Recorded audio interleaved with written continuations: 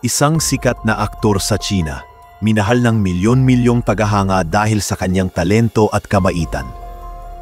Ngunit isang umaga, natagpuan siyang walang buhay, bumagsak mula sa isang mataas na gusali sa Beijing. Ang sabi ng mga otoridad, isang aksidente lamang. Lasing daw ang aktor, walang foul play, walang krimen. Ngunit kung ganoon, bakit may mga audio recordings na di umano'y nagpapakita ng kakaibang operasyon sa kanyang katawan? At bakit matapos siyang mamatay, biglang nawala ang mga post ng mga artistang nagsusubok magtanong ng katotohanan? Ang tanong ng lahat, nahulog ba talaga ang aktor o may nagtulak sa kanya pababa? Ito ang kwento ng misteryosong kamatayan ni Yu Menglong. Isang trahedyang binalot ng katahimikan, pagdududa at mga lihim na tila ayaw ipalabas sa mundo. Pero bago natin simulan ang kwento, kung mahilig ka sa mga istorya ng misteryo, trahedya at totoong krimen, siguraduhing mag-subscribe ka na dito sa aking channel. At bago tayo magpatuloy, huwag kalimutang i-like ang video at paki-comment na rin sa ibaba kung saang probinsya kayo nanonood.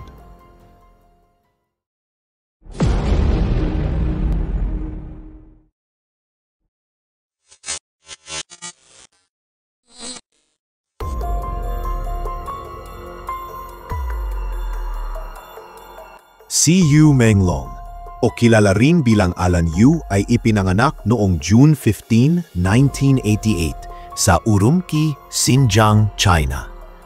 Tahimik, determinado at puno ng pangarap. Mula sa murang edad, mahilig na siya sa musika at pag-arte. Nag-aral siya sa Beijing Contemporary Music Academy at doon niya unang natutunan ang disiplina ng isang tunay na performer. Pagkatapos nito ay ipinagpatuloy niyang hubugin ang kanyang talento sa Beijing Performing Arts Training College, isang landas na magdadala sa kanya sa gitna ng entablado at kamera. Noong 2007, sumali siya sa Dragon Television's My Show, My Style at umabot sa top 16 ng Xi'an Division. Hindi man siya pinalad na manalo ng unang pwesto, ang kanyang talento, maamong mukha at karisma ay agad napansin ng mga producer. Mula roon, nagsimulang magbukas ang mga pinto ng showbiz para kay Yu. Pagkaraan ng ilang taon, nakilala siya hindi lamang bilang mang-aawit, kundi bilang music video director para sa kantang 61 Seconds ni Diana Ding. Ngunit ang tunay na pag-akyat ng kanyang kasikatan ay dumating noong 2015 sa web drama na Go Princess Go. At lalo pang sumiklab nang gumanap siya sa Eternal Love, isa sa pinakasikat na Chinese fantasy dramas ng panahong iyon. Mula noon, naging paborito siya ng publiko. Tahimik man sa personal na buhay, si Yu ay nakilala bilang isang mabait, mapagkumbaba at profesional na aktor. Hindi siya mahilig sa kontrobersiya at mas pinili niya ang buhay na simple, kahit na siya ay isang milyonaryo na tinatayang may net worth na 5 hanggang 10 milyong dolyar. Ngunit sa kabila ng tagumpay, isang umaga tila biglang naglaho ang lahat. Noong gabi ng September 10, 2025, isang gabi bago ang kanyang kamatayan, tila may kakaibang nangyari.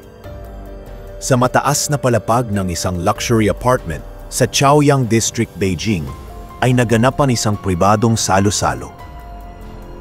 17 tao, kabilang ang ilang mga artista, direktor at mga kilalang tao sa industriya ng pelikula, ang dumalo sa tinaguriang exclusive gathering. May mga high-ranking officials rin daw ang namataan sa lugar ng gabing iyon. Ayon sa ilang ulat, ang venue ay pag-aari ng isang screenwriter na kilala bilang Mr. Zhao, na matagal ng kaibigan ni Yu Menglong at sumulat ng ilang sikat na web dramas. Ayon sa kuha ng CCTV footage, nagsimula ang kasiyahan bandang alas 8:15 ng gabi at tumagal hanggang pasado alas 2 ng madaling araw, mahigit 6 na oras ng walang patid na inuman. Sa mesa, nakahilera ang mga mamahaling alak, 10 bote ng matitinding foreign wines, kabilang na ang 96-degree Polish vodka, whiskey, beer, at maging isang Lafite 1982 wine. Isang inuming may halagang katumbas ng buwanang sahod ng karaniwang tao.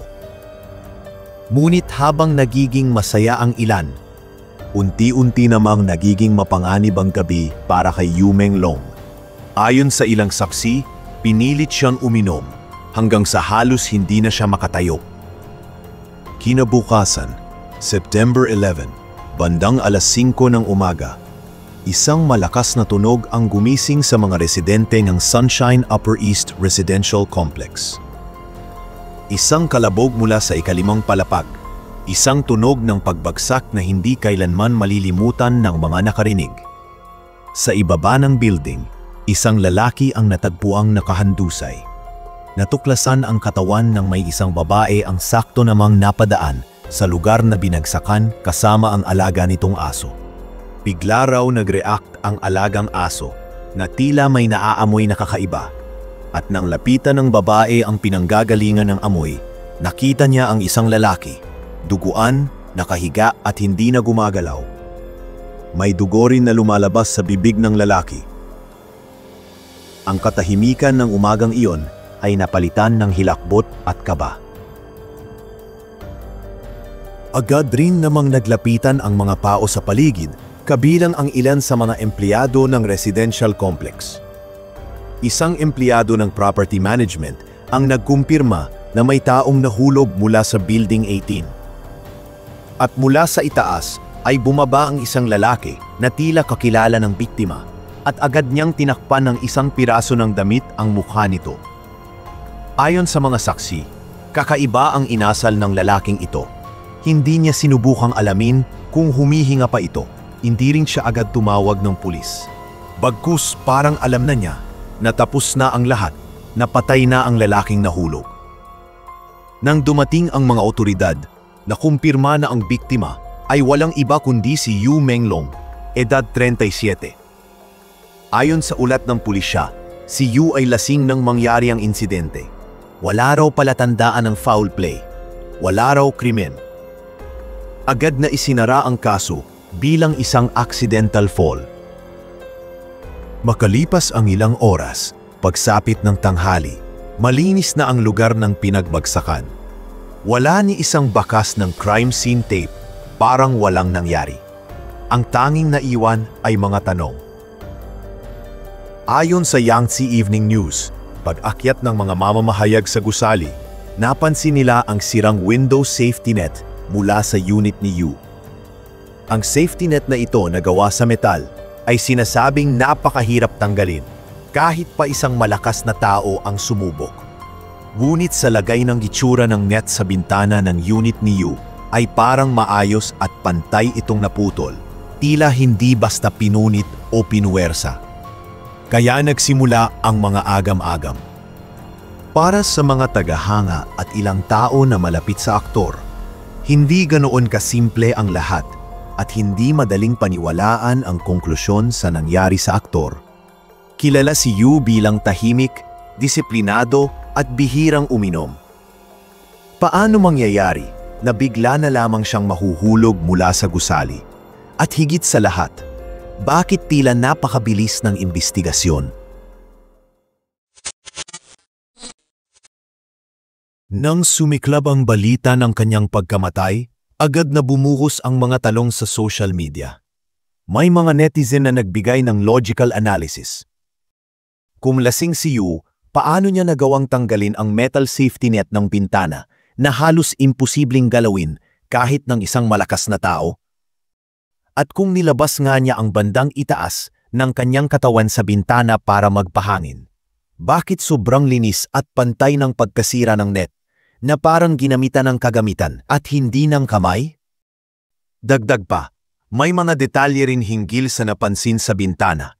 Ang mga gasgas sa lower part ng bintana ay parang marka ng isang katawan na dumulas pababa, nakaarko pabaligtad, na para bang sinadyang itinulak at hindi aksidenteng nahulog. Samantala, ang studio ng aktor na 2 buwan nang nade-register ay naglabas ng maikling pahayag. Ayon dito, Aksidenteng nahulog ang aktor at walang foul play na nangyari. Kaya't pinabulaanan nito ang anumang espekulasyon na lumabas hinggil sa kamatayan ni Yu. Ngunit sa halip na mapawi ang mga duda, lalo lamang itong nagdulot ng ingay. Sa loob ng ilang araw, 3 netizens ang inaresto dahil sa pagpapakalat ng mga sinasabing peking balita tungkol sa aktor. Kasabay nito, bigla ring nawala ang mga post na may kaugnayan kay Yu. Sa loob ng ilang linggo, libu-libong posts ang binura sa Weibo, higit sa 1,000 accounts ang sinuspinde, at higit sa 100,000 contents ang tinanggal. Pawang lahat ay may kinalaman sa pagkamatay ni Yu Menglong. Para sa marami, ang aksyon ng sapilitang pagbubura ng mga balita na may kaugnayan kay Yu ay parang pagsikil ng katotohanan. Ilang araw matapos ang insidente, may lumabas na mga larawang kuha sa loob ng naganap na party bago namatay si Yu Menglong. Doon, makikita si Yu Menglong, tila matamlay, habang katabi ang isang Direktor Wang na ang kamay ay nakaakbay sa balikat ng aktor. Sa mesa, puno na mga bote ng alak at mga pakete ng gamot na hindi matukoy kung ano. Nang kumalat ang larawan, agad na binura ni Direktor Wang ang kanyang mga pahayag sa social media. Sa puntong ito, maraming netizen ang nagtanong, bakit kailangang itago ang katotohanan kung wala ka namang tinatago?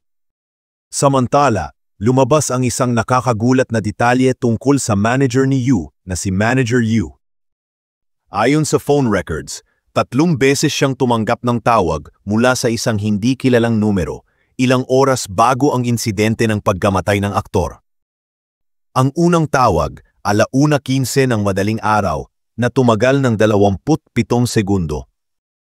Ayon sa na-retrieve na call log, narinig daw sa background ang boses ni Yu na tila hirap huminga, habang ang manager na si Yu naman na halatang kinakabahan ay pinaalalahanan ang aktor na uminom na lang ulit at huwag paasahin ang mga kasama. Isang linya na para bang may mas mabigat na dahilan sa likod ng simpleng party na naganap sa mga huling oras ni Yu. Sa mga sumunod na araw, kumalat ang iba't ibang kwento at teorya hinggil sa pagkamatay ng aktor. Isang audio file ang kumalat online.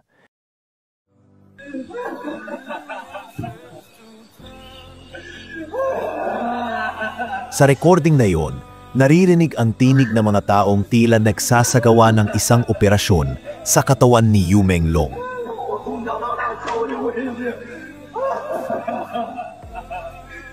Ayon sa Vision Times, binuksan ang tiyan ng aktor upang kunin ang isang USB drive na sinasabi ay naglalaman daw ng mga ebidensya.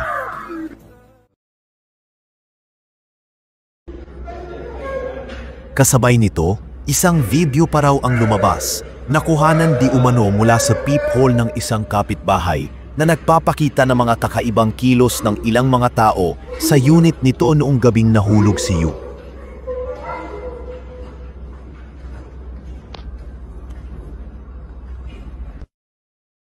Ngunit ang pinakamalala sa lahat ng espekulasyon, noong gabi bago siya tuluyang mawala, si Yu ay inabuso raw ng kanyang mga kasama, drinoga at halinhinang ginahasa ng mga kasamang kalalakihan. Dagdag pa, maging ang kanyang 2 alagang aso ay hindi rin pinalagpas at kasamang pinatay. At panghuli, may usapin na sinadya di umanong ihulog ang aktor sa bintana ng kanyang kwarto para tuluyang patahimikin. Ang mga detalye ay kailanman hindi pa napapatunayan at magpasa hanggang ngayon ay nananatili pa ring haka-haka na kumalat sa social media. Gayunpaman, mabilis itong pinatahimik ng otoridad, tinanggal ang mga post, sinuspinde ang mga account, at ang mga nagsalita, tahimik na ring naglaho. Habang patuloy ang pagdududa, lumabas ang isa pang nakakagulat na ulat. Ayon sa Vision Times at Sound of Hope, posibleng nakahawak daw si Yu Menglong ng sensitibong impormasyon bago siya mamatay. Mga dokumentong may kinalaman sa money laundering at arms trading na pinasasangkutan umano ng ilang matataas na opisyal at malalaking entertainment companies sa China. May nagsasabing nagbanggit umano si Yu sa kanyang mga live streams na may hawak siyang ebidensya na maaaring magpapagsak ng isang black money empire. At kung totoo nga ito, maaari bang may mga taong gustong patahimikin siya? Lumabas pa sa ulat ng Vision Times na may mga hacker group umano na nakakuha ng mga kontrata ng money laundering na nagkakahalaga ng 20 bilyong yuan at mga dokumentong nag-uugnay sa ilang makapangyarihang pamilya at kilalang pangalan sa industriya sa China. Ayon pa sa ulat, plano raw ng grupong ito na isalin sa 56 na wika ang mga files at ipalabas sa buong mundo. Kung totoo nga ito, maaaring naibit si Yu sa gitna ng isang napakalaking lihim, isang lihim na nagkakahalaga ng kanyang buhay. Kasunod ng mga audio leak, isang artista ang nagsimulang magtanong. Si Sun Lin, isang Chinese actress at malapit na kaibigan ni Yu, ay nagpost ng isang tula sa social media. Isang simpleng tula, ngunit kung babasahin mo ang unang titik ng bawat linya, mabubuo ang mensaheng, Yu Menglong has been wronged. Please file a case. Ngunit ilang minuto lang matapos iyon, bigla itong tinanggal. Nag-post muli si Sun Lin ng isa pang mensahe. Ano ba talaga ang kinatatakutan ninyo? Sa puntong iyon, marami na ang naniniwalang may tinatago at may mga taong pinipigilang magsalita.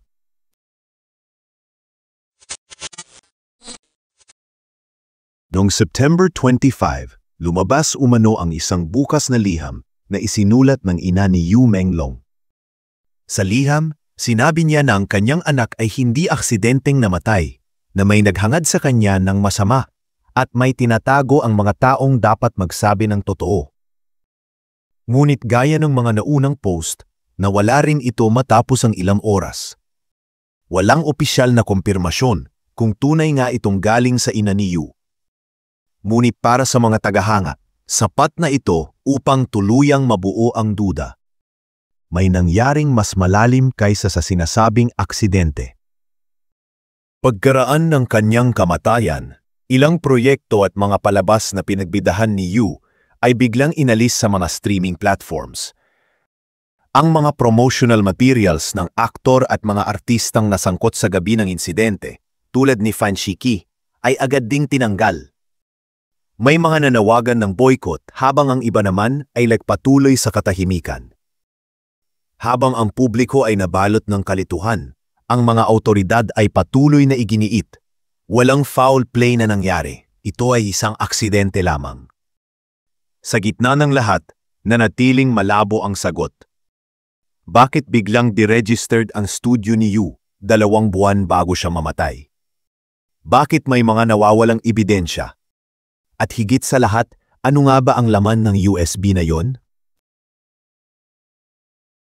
Sa isang industriya kung saan nakatali sa imahe at kapangyarihan ang katotohanan, madalas ay hindi na natin alam kung alin ang totoo at alin ang itinakda ng mga may hawak ng kontrol. Sa mundong puno ng liwanag ng kamera at ng ningning ng kasikatan, may mga anino ayaw tumigil sa pagtatago. At minsan, ang isang bituin ay kailangang mawala para lang makita natin kung gaano talaga kadilim ang langit na kanyang iniwan. Si Yu Menglong, isang tao na minahal ng publiko, isang artistang nagbigay buhay sa mga karakter na puno ng pag-ibig at sakripisyo, ay ngayoy bahagi na ng isa sa pinakamatinding misteryo ng showbiz sa China. Aksidente ba talaga ang lahat? O may mga kamay na nagtulak sa kanya pababa?